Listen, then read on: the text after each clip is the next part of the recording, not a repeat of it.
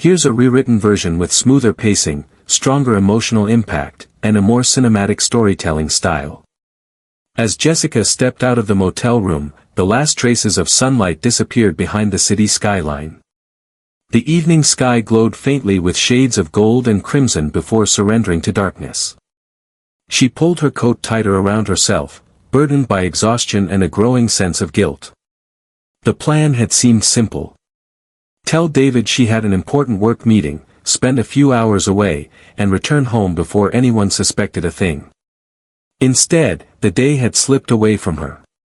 Now, all she wanted was to get home unnoticed and pretend everything was normal. But fate had other plans. The moment Jessica entered the motel parking lot, her heart dropped. Her car was gone. She froze, staring at the empty space where she was certain she had parked. At first, she convinced herself there had to be a mistake. Maybe she had forgotten the spot. Maybe she was looking in the wrong row. She searched the lot twice. Then a third time. The truth became impossible to ignore. The car had been stolen. Panic surged through her body. Her hands shook as she pulled out her phone and called the police. She carefully disguised her fear beneath the voice of an innocent victim reporting a theft. Yet beneath that performance, a darker thought gnawed at her. What if this wasn't a coincidence? What if the consequences of her lies were finally catching up to her? After filing the report, she hailed a taxi and sank into the back seat.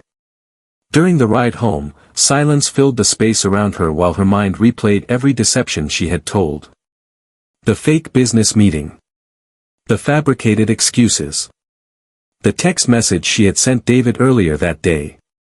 Asterisk, don't wait up. I'll be late. Asterisk. Each lie felt heavier than the last. More than anything, she dreaded facing her husband. David noticed everything. The smallest inconsistencies. The slightest changes in behavior. And lately, he had seemed distant, quiet in a way she couldn't explain. When the taxi finally pulled into the driveway, another wave of unease washed over her. The house was dark. No porch light. No warm glow from the living room window. Nothing.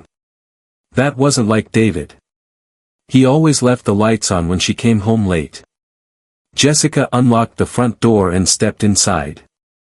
The house felt cold. Empty. Wrong. David, she called softly. Only silence answered. A chill crawled down her spine as she walked through the hallway. Something was missing. The framed photographs that had decorated the walls were gone. The wedding portrait near the staircase had vanished. Her pulse quickened. She rushed from room to room. Opening drawers. Checking closets. Searching desperately. Then she noticed it. David's clothes were gone. His watch. His favorite books. Even the old leather jacket he refused to throw away. Every trace of him had disappeared. The realization struck with devastating force. He had left. On the dining room table sat a single envelope with her name written neatly across the front. Jessica stared at it for several seconds before finally picking it up. Her hands trembled as she opened it. Inside was a car key. And a letter. A sick feeling settled in her stomach as she unfolded the paper and began to read. Jessica. I found out everything. Asterisk the motel. The other man. The lies you thought were hidden, asterisk. You weren't nearly as careful as you believed. Her breathing stopped. She continued reading. Asterisk the GPS in your car showed me exactly where you were today. While you were inside that room, I had the vehicle towed, asterisk. Consider this my goodbye. Tears filled her eyes. The words were calm. Controlled. There was no anger. No insults. No desperate accusations. That somehow made them hurt even more. I didn't want a confrontation. I simply wanted you to understand that I deserved honesty. Asterisk your car is at your mother's house in Tucson. You can pick it up whenever you're ready to face her, or yourself, with the truth, asterisk. The letter slipped from Jessica's fingers and drifted onto the table. She sat motionless. Stunned. The pain wasn't just from being caught. It was the certainty in David's words. The quiet dignity. The finality. He hadn't screamed.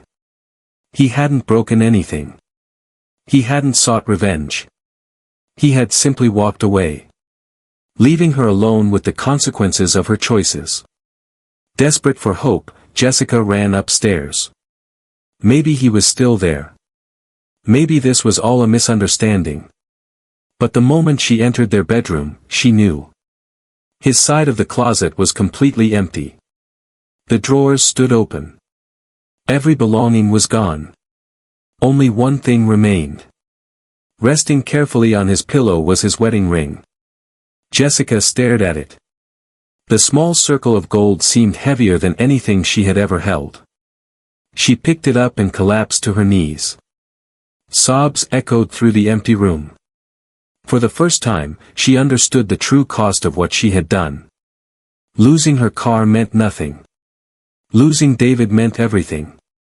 The guilt she had buried beneath excuses and justifications came crashing to the surface, suffocating her beneath its weight.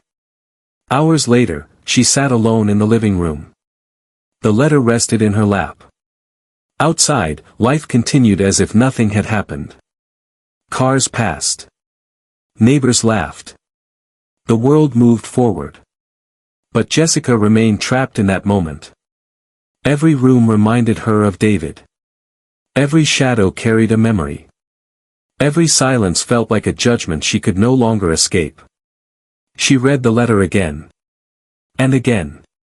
Still, there was no anger in his words. Only freedom. David had finally freed himself from the betrayal. And that freedom became her punishment. The car would still be waiting in Tucson.